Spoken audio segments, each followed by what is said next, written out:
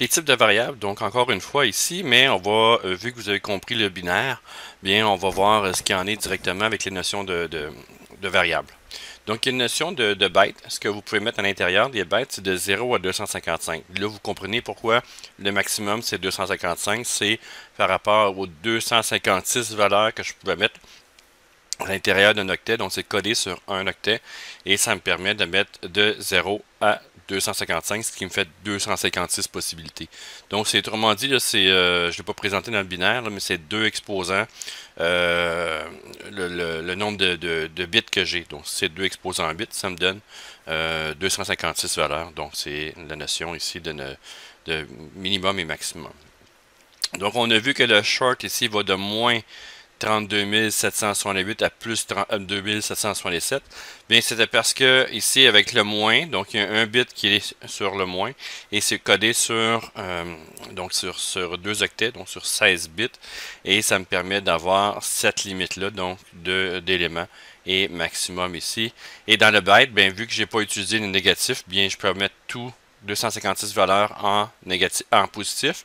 Et si je veux en avoir un peu en négatif, un peu en positif, bien ça reste que c'est 256 valeurs. Je devrais faire un déphasage donc pour aller mettre le 0 au centre et de descendre jusqu'à moins 128 et jusqu'à plus 127. Vous avez U ici, donc c'est pour ça qu'on a la notion de short, et U short, ça veut dire unsigned. Donc c'est non signé, ça veut dire qu'il n'y a pas de signe de plus ou moins au début. Donc, c'est autant de possibilités que je peux mettre, mais seulement que dans le positif ici. Quand vous mettez U short, c'est de 0 à 65 535. Bien, c'est 65 536 possibilités que je peux avoir. Et si je fais le short, ça veut dire que dans ce cas-ci, c'est signé. Donc, il y a un signe en avant qui permet de l'avoir négatif ou positif. Nous, ce qu'on a utilisé jusqu'à maintenant, c'était l'integer, donc INT. On avait de moins de 2 milliards 147 millions et plus. Donc, c'est codé sur, si je me souviens bien, 4 octets pour cet élément-là. Et pour ici, jusqu'à plus de 2 milliards 147 millions et quelques.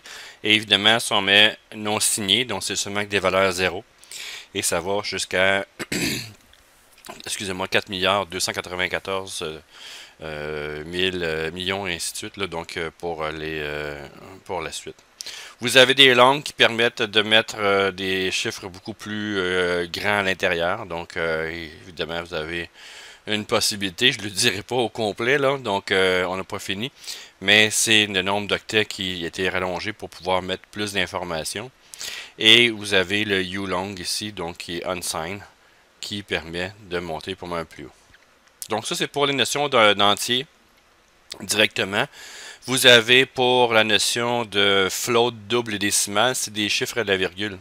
Donc des nombres à virgule, je pourrais dire. Et ça va jusqu'à 1.5 x 10 exposant moins 45, donc très très précis.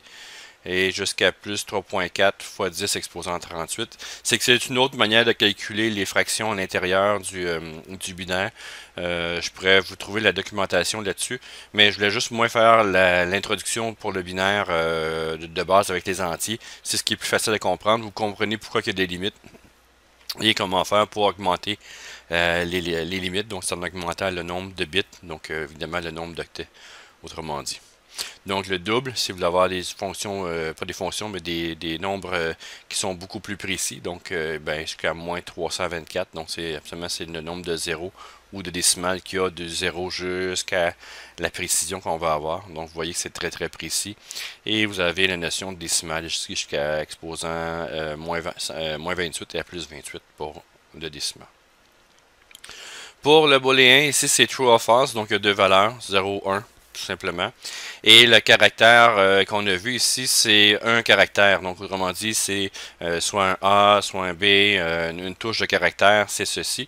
Et c'est défini par des apostrophes. C'est pour ça que je vous disais de ne pas prendre des apostrophes pour définir du string. C'est défini par des apostrophes. Et le string ici, j'ai absolument rien mis. C'est qu'on le connaît déjà.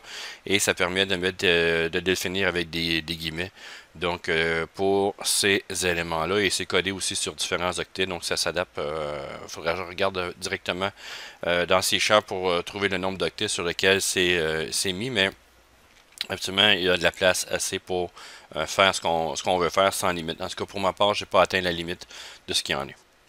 Donc, si on regarde concrètement ce que ça peut donner, donc ici, je vais faire sortir, je vais ouvrir mon studio.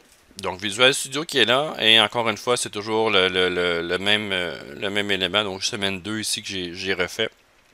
Donc, le string, je ne passerai pas plus que ça.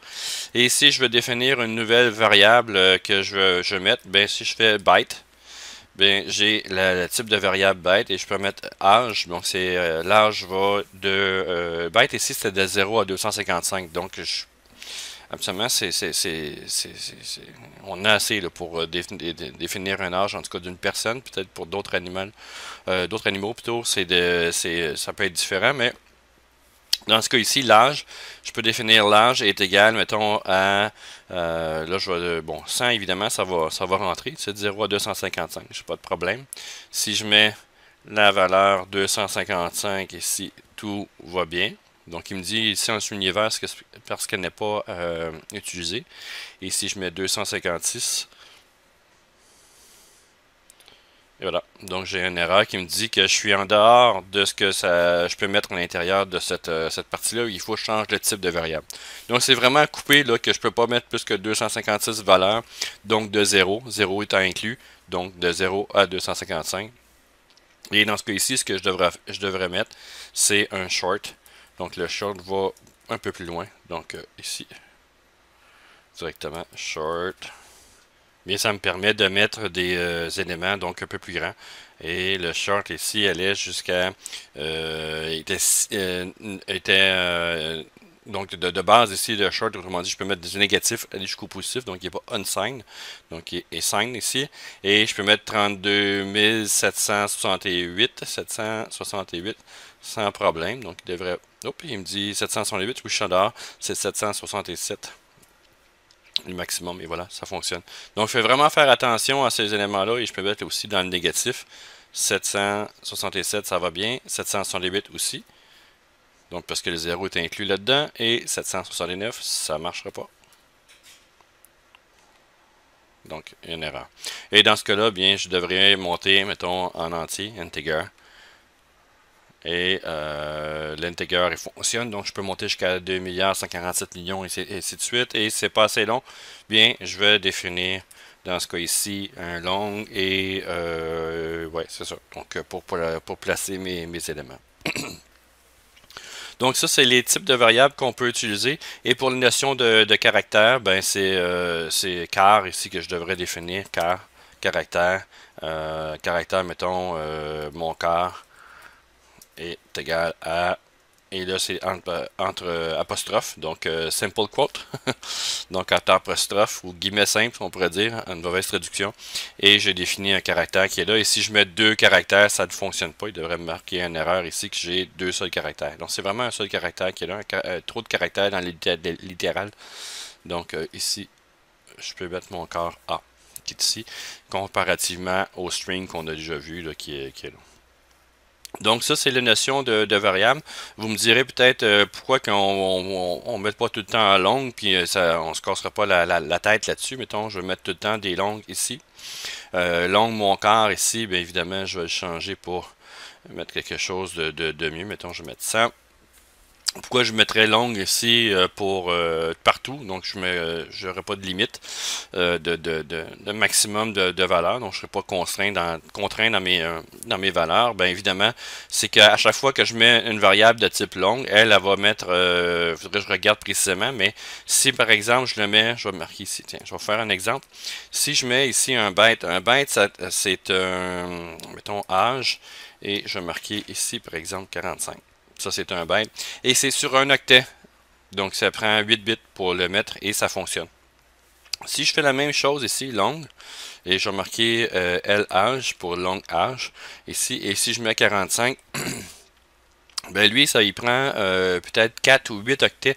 Je regarde précisément ce qu'il y en est, mais c'est sur plusieurs octets. C'est à chaque fois que vous définissez un type, c'est qu'en mémoire, il va vous réserver la place pour mettre l'information en question. Si vous dites que j'ai besoin d'un byte, ben il va vous réserver un octet tout simplement. Que vous l'utilisez, que ne vous l'utilisez pas, il va vous réserver un byte. Donc que vous mettez 1 ou que vous mettez 255 en mémoire, c'est la même affaire. C'est la même chose pour le long. Si je fais le long ici âge, ça va fonctionner, aucun problème. Donc long âge ici 45, mais il va me réserver plusieurs octets. Mettons, il met 4 octets en mémoire pour le long.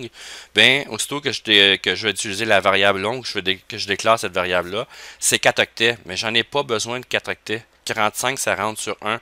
Donc j'ai 3 octets de trop, tout simplement. Donc, c'est d'avoir la bonne grandeur de variable, le bon type de variable qui est associé à la bonne valeur.